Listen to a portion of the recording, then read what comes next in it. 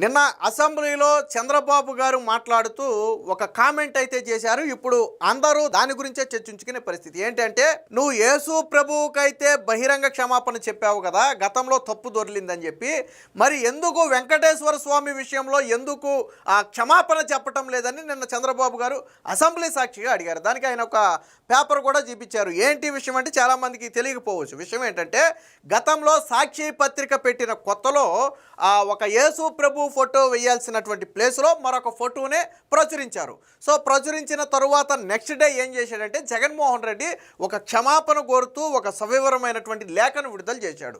So అసలు మా పత్రిక పెట్టిందే పవిత్రమైనటువంటి ఈస్టర్ పర్వదినంలో ఈరోజు నేను ఇలా ఉన్నాను, తెలుగు ప్రజలందరూ మా పత్రికను ఆదరిస్తున్నారు, మా నాన్న ముఖ్యమంత్రిగా ఉన్నాడంటే కారణమే ఆ యేసు ప్రభు అని చెప్పి అంత పవిత్రతతో నమ్మే వ్యక్తిని నేను. కానీ జరిగిన తప్పుకు మేమందరం చింతిస్తున్నాము, బేషరతుగా క్షమాపణ చెబుతున్నాను, మాకు ఇందులో ఎటువంటి భేషజాలాలు లేవు, తప్పు జరిగిందని మేము ఒప్పుకుంటున్నామని చెప్పి ఒక సవివరమైనటువంటి లేఖ రాసి కింద వైఎస్ జగన్ అని చెప్పి ఆయన పేరు కూడా రాశారు. సరే, తప్పే, ఖచ్చితంగా ఏ దేవుడి విషయంలోనైనా సరే తప్పు దొరికితే ఖచ్చితంగా క్షమాపణ చెప్పాలి. ఆ రోజు జగన్ చేసింది మంచి పనే కాదని మనం అంటలే. ఎందుకంటే ఎవరైతే క్రిస్టియన్స్ మనోభావాలు దెబ్బతిని ఉంటాయో వాళ్ళని బహిరంగ క్షమాపణ అడిగాడు, ఓపెన్గా అడిగాడు, తప్పులేదు, మంచి విషయం, మెచ్చుకోవాలి మనం దాన్ని. మరి ఇప్పుడు తిరుమల వెంకటేశ్వర స్వామి విషయంలో ఎందుకు బహిరంగ క్షమాపణ అడగలేదు? తిరుమల లడ్డూలో కల్తీ జరిగిందా లేదా ఒకటే ప్రశ్న. అందులో జంతు కొవ్వు గురించి కాసేపు పక్కన పెడదాం, అసలు అది సమస్య కాదు. జంతు కొవ్వు గురించి వద్దు, ఇప్పుడు వాళ్ళు కలిసిందంటారు, వీళ్ళు కలవలేదంటారు, ఆ డిబేట్లోకి పోదలుచుకోకుండా లడ్డూ నేతిలో కల్తీ జరిగిందా లేదా, జరిగిందా లేదా, జరిగింది. ఎవరు ఒప్పుకున్నారు జరిగిందని? వైవి సుబ్బారెడ్డి ఒప్పుకున్నాడు. జంతు కొవ్వు అయితే లేదు కానీ కల్తీ జరిగిందని చెప్పి ఆయన ఒప్పుకున్నాడు కదా. మరి ఇప్పుడు జగన్మోహన్ రెడ్డి క్షమాపణ చెప్పాలా వద్దా? నువ్వు ఆ రోజు చిన్న ఫోటో తప్పు దొరలిందని చెప్పి నువ్వు ఒక పేజీ, నేను చూపిస్తా ఇప్పుడు, అది ఒక పేజీ క్షమాపణ కోరావు కదా. మరి ఈరోజు వెంకటేశ్వర స్వామి విషయంలో ఎందుకు క్షమాపణ చెప్పలేదు? ఇదే నిన్న చంద్రబాబు గారు అసెంబ్లీలో అడిగిన ప్రశ్న. ఎస్, నిజమే కదా, నిన్న చంద్రబాబు గారు ఆ ఫోటో చూపించిన తర్వాత అందరికీ అర్థమైంది, అరే నిజమే కదా, జగన్మోహన్ రెడ్డి ఆ రోజుల్లో ఇన్ని ప్రతివత కబుర్లు చెప్పాడు, ఏ దేవుడైనా నాకు సమానమే అన్నాడు, ఎవరికి తప్పు జరిగినా క్షమాపణ చెప్పాలన్నాడు. మరి వెంకటేశ్వర స్వామి లడ్డూ విషయంలో కల్తీ చేసి నిర్లజ్జగా నిస్సిగ్గుగా అదే సాక్షి పత్రికలో గోవిందా గోవిందా అని చెప్పి సూక్తులు రాసుకుంటూ అసలు కల్తీనే జరగలేదు, సిట్టు మాకు క్లీన్ చిట్ ఇచ్చిందని రాసుకున్నారు. అంటే ఎంత నీచానికి ఒడిగట్టారా అంటే, హిందూ భక్తులు అంటే చులకనా ఇది ఒక రకంగా. నువ్వు యేసు ప్రభువుకు సంబంధించినటువంటి భక్తులు ఉన్నారో వారికి క్షమాపణ చెప్పావు, తప్పు లేదు, జరిగింది కాబట్టి చెప్పావు. మరి ఎప్పుడు ఈరోజు హిందువుల విషయంలో ఎందుకు ఇంత చిన్న చూపు? హిందువులకు ఎందుకు జగన్మోహన్ రెడ్డి క్షమాపణ చెప్పడు? ఇది నిన్న స్వయంగా చంద్రబాబు గారు అసెంబ్లీలో అడిగితే ఈరోజు వైసీపీ గిల్ల కొట్టుకుంటుంది. ఎందుకని? ఇప్పుడు అందరూ అదే కదా అడిగేది. అరే బాబు, నువ్వు క్రిస్టియన్ విషయంలో క్షమాపణ చెప్పావు కదా, మరి హిందూ విషయంలో ఎందుకు క్షమాపణ చెప్పవు అనేది ఇప్పుడు ప్రశ్న. అరే నిజమే కదా, చంద్రబాబు గారు చెప్పింది నిజమే కదా. ఆ రోజు ఇన్ని సూక్తు కబుర్లు చెప్పారు, ఆ ప్రతివతలాగా మాట్లాడాడు. ఈరోజు దేవుడి విషయంలో కల్తీ జరిగిందని ఎవరు చెప్పారు? సరే, చంద్రబాబు గారు ఎన్డీబీడీబీ రిపోర్ట్ చదివారు, దాన్ని పక్కన పెడదాం. నీకు నమ్మకం లేదు కదా, అది పక్కన పెడదాం. సిట్ ఏం చెప్పింది? ఒక్క చుక్క పాలు లేకుండా 100కు 100% కెమికల్స్తోనే నెయ్యి తయారు చేశారని చెప్పారు కదా. అంటే నువ్వు ప్రసాదాన్ని అపవిత్రం చేశావు, దేవుడికి ఇచ్చే నైవేద్యాన్ని అపవిత్రం చేశావు. సో చివరికి దీపారాధనలో కూడా అదే అపవిత్రమైనటువంటి నేతిని వాడారు. అంటే మొత్తంగా నువ్వు కోట్ల మంది హిందువుల మనోభావాలు దెబ్బతీసావు. మరి నీకు తెలిసి జరిగిందో తెలియక జరిగిందో నువ్వు క్షమాపణ అయితే చెప్పాలి కదా. ఒకవేళ నీకు తెలియక జరిగింది, నాకు తెలియకుండానే జరిగింది, నేను ముఖ్యమంత్రిగా ఉన్నప్పుడు టీటీడీలో ఏం జరిగిందో నాకు తెలియదు, కానీ జరిగిన దానికి నేను ఈరోజు చింతిస్తున్నాను, హిందువులందరికీ ఆ రోజు నేను సీఎంగా ఉన్నాను కాబట్టి నేను క్షమాపణ చెప్తున్నానని ఎందుకు బహిరంగ క్షమాపణ చెప్పవు? ఎందుకు చెప్పడం? మీకు ఇంకొక ఎగ్జాంపుల్ కూడా చెప్తా. మొన్న నారా లోకేష్ ఒక నేషనల్ మీడియాతో డిబేట్కి వెళ్ళిన సందర్భంలో బేషరతుగా హిందువులందరికీ నేను క్షమాపణ చెబుతున్నాను అని చెప్పి నారా లోకేష్ మాట్లాడితే అప్పుడు యాంకర్ అడిగింది, మీరు కాదు కదా అప్పుడు అధికారంలో ఉంది, మీరెందుకు క్షమాపణ చెప్తున్నారని చెప్పి యాంకర్ అడిగితే, ఇక్కడ పార్టీలతో సంబంధం లేదు, ఈ లడ్డు అనేది ఆ సెంటిమెంట్తో కూడినటువంటి వ్యవహారం, కోట్లాది మంది భక్తులు దాన్ని అత్యంత పవిత్రమైనటువంటి పదార్థంగా భావిస్తారు. సో ఒక రాష్ట్రానికి మంత్రిగా నేను ఉన్నాను కాబట్టి గతంలో మా ప్రమేయం లేకుండా జరిగినా సరే దానికి నేను క్షమాపణ చెబుతున్నాను, ఇలాంటివి భవిష్యత్తులో జరగకుండా చూసుకుంటామని చెప్పి ఎంత హుందాగా ఒప్పుకున్నాడు. ఆ రోజు చంద్రబాబు గారు ఉన్నారా కల్తీ జరిగినప్పుడు? నారా లోకేష్ ఉన్నాడా కల్తీ జరిగినప్పుడు? వాళ్ళ ప్రభుత్వం ఉందా కల్తీ జరిగినప్పుడు? లేదు కదా. కానీ ఏం చెప్పాడు ఆయన? పార్టీలతో సంబంధం లేదు ఇక్కడ, తప్పు జరిగిన మాట వాస్తవం. అది ఆడ ప్రభుత్వంలో జరిగినా ఇప్పుడు ఆ రాష్ట్రానికి నేను మంత్రిగా ఉన్నాను కాబట్టి, బాధ్యతాయుతమైనటువంటి పదవిలో ఉన్నాను కాబట్టి, అప్పుడు జరిగిన తప్పుకి నేను ఇప్పుడు క్షమాపణ చెబుతున్నాను అని చెప్పి ఎంత హుందాగా మాట్లాడాడు. మరి ఇదే జగన్మోహన్ రెడ్డి నీకు తెలియకుండా జరిగితే అదే చెప్పు, నాకు తెలియకుండా జరిగింది, ఏది ఏమైనా నేను సీఎంగా ఉన్నప్పుడు జరిగింది కాబట్టి నేను భక్తుల్ని క్షమాపణ కోరుతున్నానని ఓపెన్ స్టేట్మెంట్ ఇవ్వు. ఎందుకు ఇవ్వవు? ఎందుకు మళ్ళీ లడ్డూలో కల్తీ లేదని ఎందుకు రివర్స్లో వితండవాదం చేస్తావు? సిట్టు చెప్పింది కదా, కొవ్వు సంగతి దేవుడెరుగు, పక్కన పెట్టు, ఆ పాప మీద దేవుడే చూసుకుంటాడు. నేనైతే ఒకటి బలంగా నమ్ముతున్నా, ఏంటంటే 151 సీట్ల నుంచి 175 సీట్లకి వెళ్తాను, వైనాట్ 175 అన్న జగన్మోహన్ రెడ్డి ఇలాంటి ఘోరమైన పాపాలు చేశాడు కాబట్టే ప్రతిపక్ష హోదా కూడా లేకుండా 11 సీట్లకు పడిపోయాడని నేను నమ్ముతున్నా. నువ్వు జగన్మోహన్ రెడ్డి నమ్ముతాడో లేదో నాకు తెలియదు, కానీ నేను ఖచ్చితంగా వెంకటేశ్వర స్వామి మహిమే అనుకుంటున్నాను. నేను ఇలాంటి వాడిని రాజకీయాలకు దూరంగా ఉంచాలనే ఉద్దేశంతోనే 11 సీట్లకు పడేసి ఆ బలుపుని తగ్గించాడు అని నేను అనుకుంటున్నా. నేను ఖచ్చితంగా అలాగే అనుకుంటున్నా.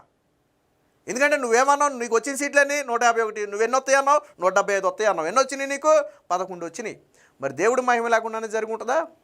ఇంత దారుణమైన నీచమైన పాపాలు చేసి రాజకీయాల్లో గెలిపోవడం మన సహజం, కానీ ఇంత దారుణమైన పాపాలు చేసావు కాబట్టి ప్రతిపక్ష హోదా కూడా లేకుండా పోయింది అని నేను భావిస్తున్నా. సో దీనికి సంబంధించి నిన్న చంద్రబాబు గారు ఏమన్నారు, జగన్మోహన్ రెడ్డి లేఖ ఏంటో ఒకసారి చూద్దాం. వెంకన్నకు క్షమాపణ చెప్పరా? యేసు ప్రభుకు అపచారం జరిగిందంటే చెప్పావే, శ్రీవారికి అపచారం చేస్తే సమాధానం ఏది? అన్నీ తెలిసే లడ్డూని కల్తీ చేశారు, తిరుమలపై ఇంకా కుట్రలు కొనసాగుతూనే ఉన్నాయి. ఎక్కడికి వెళ్ళినా జగన్ వెంట బ్లేడ్ బ్యాచు, చావుకి పెళ్లికి రప్పా రప్పా ఒకటే మంత్రం. వైసీపీ హయాంలో పెను విధ్వంసం, మేము వచ్చాక రాష్ట్రాన్ని గాడిలో పెట్టాం, వచ్చే సమావేశాలకు ఎమ్మెల్యే క్వార్టర్స్ రెడీ అని చెప్పి ఇక మిగతాదంతా వేరే అనుకోండి. వెంకటేశ్వర స్వామి లడ్డూ ప్రసాదాన్ని అపవిత్రం చేశారు, స్వామివారికి నైవేద్యం ఇచ్చే నెయ్యిని కల్తీ చేశారు. ఇది మామూలు నేరం కాదు, ఏదో తెలియకుండా జరిగిన పొరపాటు కాదు, కుట్రతోనే నేరానికి పాల్పడ్డారు. తిరుమల పవిత్రతను దెబ్బతీసేందుకు వాళ్ళు చేస్తున్న కుట్రలు ఇంకా కొనసాగుతూనే ఉన్నాయని చెప్పారు. దీనికి సంబంధించి ఇంకొక వార్త ఉంది, ఒకసారి చూద్దాం. తిరుమల లడ్డూ వ్యవహారంపై ఎన్డీడీబీ నివేదిక తర్వాత వెంకటేశ్వర స్వామికి అపచారం చేశారని వెంటనే చర్యలు తీసుకోవాలని దేశంలోని పూజారులు, హిందూ మత పెద్దలు ఆందోళన వ్యక్తం చేస్తున్నారు.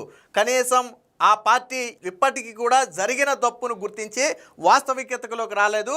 యేసు ప్రభువుకు అపచారం జరిగితే క్షమించు ప్రభువా అని జగన్ వేడుకున్న వార్తను సాక్షి ప్రచురించింది. మరి వెంకటేశ్వర స్వామికి చేసిన అపచారంపై అదే జగన్ ఎందుకు క్షమాపణ చెప్పటం లేదు అని సీఎం చంద్రబాబు ప్రశ్నించారు. సో ఇది కీలకమైనటువంటి ప్రశ్న. యేసు ప్రభువుకు తప్పు జరిగితే క్షమించు ప్రభువా అన్న జగన్ను వెంకటేశ్వర స్వామి విషయంలో అపచారం జరిగితే క్షమించు దేవుడా అని చెప్పి ఎందుకు అనటం లేదు అనేది చంద్రబాబు గారి ప్రశ్న. కరెక్టే కదా. నువ్వు రెండు మతాలని సమానంగా చూడాలి కదా.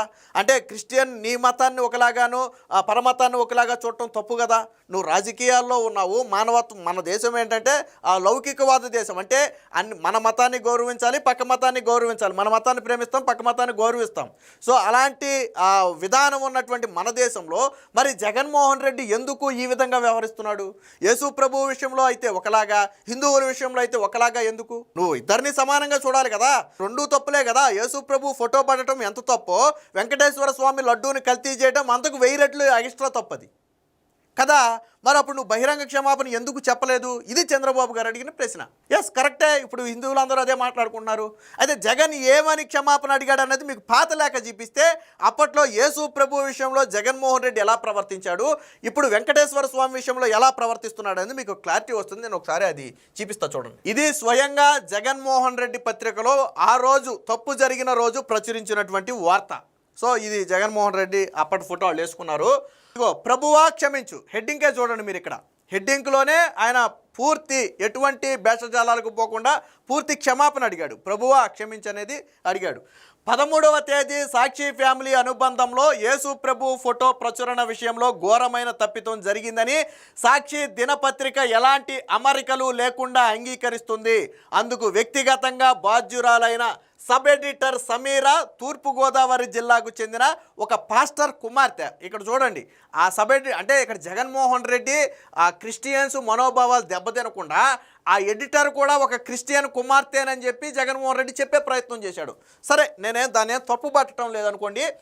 పాస్టర్ కుమార్తె జర్నలిజం మీద ఆసక్తితో సాక్షి జర్నలిజం కాలేజీలో శిక్షణ పొంది గత 3 నెలలుగా తనకు బాగా అవగాహన ఉన్న అంశం కాబట్టి ఆధ్యాత్మిక కాలం నిర్వహణ బాధ్యతను నిర్వహిస్తుంది. ఇంతవరకు ఆమె ఉద్యోగ బాధ్యత నిర్వహణలో ఎలాంటి పొరపాటు జరగలేదు. నిన్నటి రోజు మాత్రం ఇంటర్నెట్ నుంచి యేసు ప్రభు ఫోటో డౌన్లోడ్ చేసుకుంటున్నప్పుడు అశ్రద్ధ యామరపాటుగా ఉండి ఈ పొరపాటు చేసింది. ఈ తప్పు తన అశ్రద్ధ వల్ల అజాగ్రత్త వల్ల జరిగిందని ఆమె బేషరతుగా అంగీకరించి పశ్చాత్తాపడింది. అంటే తప్పు చేసిన ఎడిటరు బేషరతుగా పశ్చాత్తాపడిందని చెప్పి జగన్ చెప్పాడు. సో తాను కూడా పత్రిక తనది కాబట్టి తాను కూడా బేషరతుగా పశ్చాత్తాపడుతూ క్షమాపణ చెప్పాడు. సో ఇది మరి వెంకటేశ్వర స్వామి విషయంలో ఎందుకు చేయలేదనేది ఇప్పుడు మనం అడిగే ప్రశ్న. ఇంకా ఉందో చూడండి ఒకసారి. ఈ తప్పు కారణంగా ఆమెను సాక్షి నుంచి తొలగించవచ్చు. అటుపైన మిచ్చివస్ యాక్ట్ కింద ఆమెను జైలు పాలు కూడా చేయవచ్చు. సాక్షి దినపత్రిక క్రమశిక్షణాయుతంగా బాధ్యతాయుతంగా ప్రవర్తించిందని నలుగురిలో గుర్తింపు కూడా పొందవచ్చు. కానీ అది నిజమైన క్రైస్తవ జీవన విధానానికి అర్థం పడుతుందా? జగన్ ఏమంటాడంటే, ఇప్పుడు ఈ జరిగిన తప్పుకి మేము సాక్షి నుంచి తీసేయొచ్చు, కేసు పెట్టి అరెస్టు కూడా చేసేయచ్చు, అలాగే అరెస్టు చేయించేసో లేదా తొలగించేసో మేము ఎంత నిజాయితీగా పనిచేసామో చూడండి అని చెప్పి మేము డబ్బా కూడా కొట్టుకోవచ్చు. కానీ ఇక్కడేమంటున్నాడు చూడండి, కానీ అది నిజమైన క్రైస్తవ జీవన విధానానికి అర్థం పడుతుందా? మనం ఆమె తప్పును మన్నించలేకపోతే ఆ ప్రభువు చూపిన దారిలో పయనిస్తున్నట్టేనా? అటువంటి మీమాంసా సందేహాలు నా మదిలో కదలాడాయి. ఎవరి మదిలో?